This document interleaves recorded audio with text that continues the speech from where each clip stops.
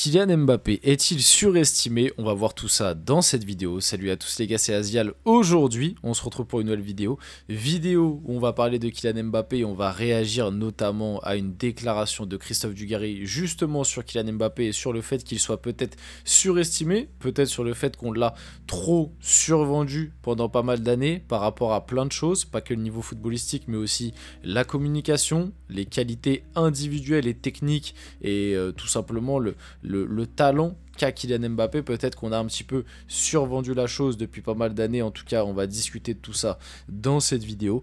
Aussi, je pense que vous l'avez remarqué, en tout cas je l'espère, nouvelle qualité sonore. Je pense que vous avez remarqué que la qualité du micro s'est bel et bien améliorée, ça fait plaisir. On s'est refait un petit setup, pardon. J'espère que la nouvelle qualité, que le nouveau micro va vous plaire. En tout cas, moi, pour le moment, des retours que j'ai fait, des petits tests que j'ai fait, je suis quand même plutôt satisfait. J'espère que ça va permettre de bien glow up les vidéos, parce que la qualité sonore reste très très importante et que jusqu'à maintenant, je dois bien l'avouer que la qualité n'était pas toujours très très dingue, hein. Il y a pas mal d'entre vous qui m'avaient notamment fait la remarque. Et en vrai, je m'en excuse et je vous remercie, parce que malgré tout, malgré une qualité sonore bien dégueu, en vrai, on va pas dire dégueu, on va dire très très moyennasse, en tout cas pour le YouTube actuel. Voire même dégueu, hein, quand tu vois la qualité maintenant qui est devenue YouTube. Malgré tout, on a quand même réussi à construire un petit quelque chose, une petite communauté. Donc je voulais vous remercier, parce que malgré tout, on est quand même plus de 6500 sur la chaîne. On a passé les 6500 abonnés. Je sais pas si vous vous rendez compte, peut-être que pour vous c'est rien. Moi, j'avoue que quand j'ai démarré la chaîne, je m'attendais pas du tout un jour à avoir 6500 abonnés. Ça fait discours très bateau, je vous l'accorde. J'ai fait déjà très très long pour cette intro, mais je voulais raconter un petit peu ma vie.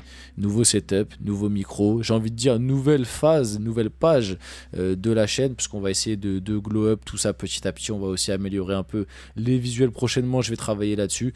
Donc voilà, avant que la vidéo commence, n'hésitez pas à la liker, commenter, partager et vous abonner, ça fait toujours plaisir et ça aide pour le développement de la chaîne. Et nous, on va pouvoir y aller dès maintenant et parler de Kylian Mbappé. Certains vont me dire encore une fois, en même temps, j'ai envie de vous dire, il y a beaucoup d'actu qui sortent sur Kylian Mbappé, tout simplement. Chacun donne son avis, il y a des actus qui sortent, on y réagit. Et puis, si vous avez bien remarqué aussi, très souvent, en tout cas ces derniers temps, Kylian Mbappé, on n'en parle pas tant que ça dans la vidéo. Très souvent on fait 2-3 minutes, on réagit un petit peu à l'info principale et après on passe à d'autres actus du Real Madrid. En fait, l'info Kylian Mbappé, ça sert surtout à illustrer on va dire le propos et la vidéo, mais on fait très rapidement. Donc Christophe Dugarry sur Kylian Mbappé. Depuis le début, on nous explique qu'il est mature, qu'il a une bonne élocution, mais tout ça a fini par le rattraper. Il se prend pour ce qu'il n'est pas, c'est catastrophique. Et je vais même aller un peu plus loin. Depuis le début, on nous explique que c'est un grand professionnel, que c'est quelqu'un qui a un talent hors norme. Je ne vais pas dire générationnel, mais je suis sûr que pas mal de gens et certains ont dû dire qu'il avait un talent générationnel. Faut pas oublier que Mbappé à ses débuts, on l'a quand même comparé à R9, qu'il y a encore très peu de temps, on nous expliquait que Mbappé était meilleur, plus fort, ou en tout cas qu'il avait une meilleure carrière que Cristiano Ronaldo à 25 ans. Bref, pas mal de choses dans ce style qui, personnellement, me font me gratter. Voilà, vraiment, ça me fait me gratter les veines. Et des moments, j'ai envie de me foutre un coup de tête dans un mur. Mais oui, pour en revenir à la décla là, de Christophe Dugarry, le côté mature, le côté bonne élocution, le côté bonne communication, ça fait un long moment qu'au final, ça a pris un tournant dramatique dans la carrière de Kylian Mbappé. Et moi, comme je vous l'explique, je ne vais pas incriminer son entourage, je ne vais pas incriminer sa maman ou quoi, mais moi, le constat que je peux faire, je peux pas l'affirmer parce que je suis pas au quotidien avec eux, je ne les connais pas personnellement, je ne sais pas réellement comment ça se passe et qui exactement gère sa communication et sa carrière, et peut-être que c'est juste Mbappé qui a une manière de communiquer qui est différente par rapport à avant, mais malgré tout le constat que je fais, c'est qu'à l'époque, quand c'était son père qui était aux commandes, ou en tout cas que son père était encore là dans la gestion de la carrière de Kylian Mbappé, il y avait beaucoup d'aspects qui étaient bien mieux gérés, que ce soit la communication et que ce soit même vis-à-vis des performances sportives. La carrière de Kylian Mbappé a quand même pris un tournant, je trouve, depuis que sa maman est passée limite à 100% dans la gestion de sa carrière, parce que sa maman a toujours été là, hein, bien évidemment, mais depuis à peu près 2021-2022, sa maman est quasiment devenue exclusive. Et le papa de Kylian Mbappé, à l'heure actuelle, s'occupe plus de la carrière d'Ethan que celle de Kylian. Donc, même si, bien évidemment, il a encore un nez un petit peu là-dedans, mais moins qu'avant. Et moi, je trouve qu'en termes de com, de messages passés et on va dire de liens créés avec le public, il y a quelque chose qui s'est brisé, et ça c'est indéniable.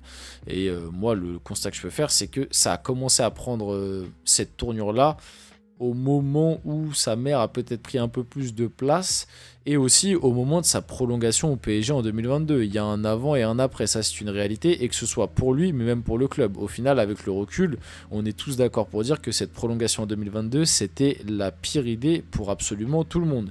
Pour le joueur, ça lui a fait clairement perdre 2 ans de sa carrière, et limite on a l'impression que ça l'a fait régresser. Bon, il a aussi sa part de responsabilité là-dedans, hein. C'est parce que pendant 2 ans, il s'est foutu de la gueule du monde et qu'il a clairement pas travaillé, et qu'il n'était pas forcément très très sérieux aux entraînements, surtout sur la dernière saison.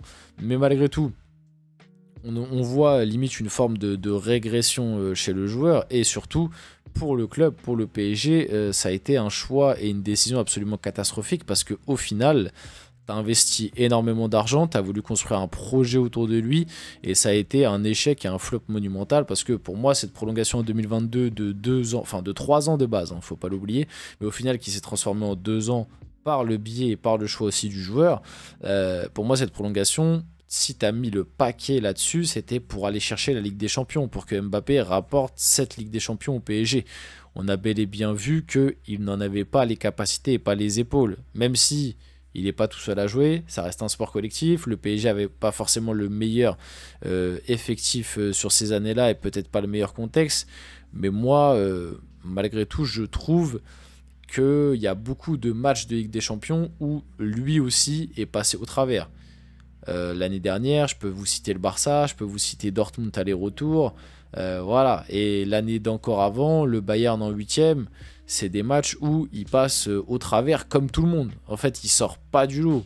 Donc pour le meilleur joueur du monde, en tout cas à l'heure actuelle, on est tous d'accord pour dire qu'il l'est plus, mais au moment de sa prolongation en 2022, je pense qu'on était beaucoup à dire que c'était le meilleur joueur du monde. Le bilan est quand même très négatif. On passe un peu à la suite, d'autres actus autour du Real Madrid. Xabi Alonso veut quitter le Bayern Leverkusen l'été prochain. Il convoite le poste de Carlo Ancelotti au Real Madrid. Ce style d'info, on en voit beaucoup passer ces derniers temps. J'aimerais avoir votre avis en vrai dans les commentaires, ce que vous pensez un petit peu de la succession de Carlo Ancelotti. Déjà, qu'est-ce que vous pensez actuellement du poste d'entraîneur au Real Madrid? Est-ce que vous pensez que Carlo Ancelotti doit finir la saison? Est-ce que vous pensez qu'il faut déjà amener un vent frais avant la fin de la saison? Pendant un moment, on sait que ça parlait notamment de Zidane, si jamais Ancelotti venait à se faire dégager et virer. Moi personnellement je serais pour garder Ancelotti jusqu'à la fin de la saison, parce qu'il ne faut pas oublier toutes les choses positives qu'il a fait pour le club sur les dernières années. Il a quand même pris 2 Ligues des Champions sur les 3 dernières années, hein, le bougre, et à des moments avec des effectifs qui n'étaient pas forcément les mieux construits. Alors tu avais toujours des joueurs de dingue, Benzema, Vinicius, Modric, Toni Kroos, etc. Ok, tu avais des joueurs de fous furieux, mais tu avais quand même à des moments aussi des manques à certains postes dans l'effectif, et on le voit encore cette année. Et pour moi, cette année, encore une fois, le problème du Real Madrid, c'est pas foncièrement que Carlo Ancelotti. Peut-être que dans certaines compos et tactiquement, il y a des choses à redire, ok. Maintenant, il y a une réalité, c'est que cette saison, l'effectif du Real Madrid est très très mal construit. Est très très mal construit. Il y a beaucoup de postes et de rôles où il manque des joueurs, et il y a certains postes où tu as trop de joueurs et par rapport au temps de jeu que tu peux leur accorder. Je pense au secteur offensif où tu as Mbappé, Vinicius qui vont prendre 99% des minutes, et tu as 5 attaquants de grande qualité. Tu les mets où? Tu les fais jouer quand? Ça n'a absolument aucun sens. En plus de ça, l'arrivée de Kylian Mbappé, moi je suis quasiment sûr que Carlo Ancelotti n'était pas forcément pour l'arrivée d'un Kylian Mbappé. S'il avait eu le choix, je pense que Ancelotti aurait préféré un Haaland parce que c'est plus cohérent tactiquement. C'est dur de faire jouer Kylian Mbappé dans cette équipe, surtout qu'il n'a pas le meilleur visage depuis le début de la saison. Donc bref, tout ça pour dire que moi je lui ferai finir la saison.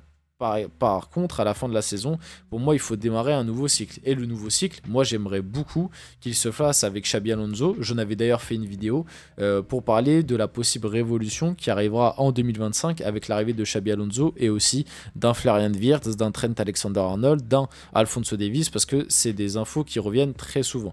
Donc Xabi Alonso, en tout cas, décidera de son avenir en mars. Donc on aura un petit peu plus d'infos par rapport à ça vers le mois de mars normalement. On finit la vidéo là-dessus. J'espère que cette vidéo vous a plu. Si c'est le cas, n'hésitez pas à la liker, commenter, partager et vous abonner les gars. C'était Azial. On se retrouve très rapidement pour une prochaine vidéo.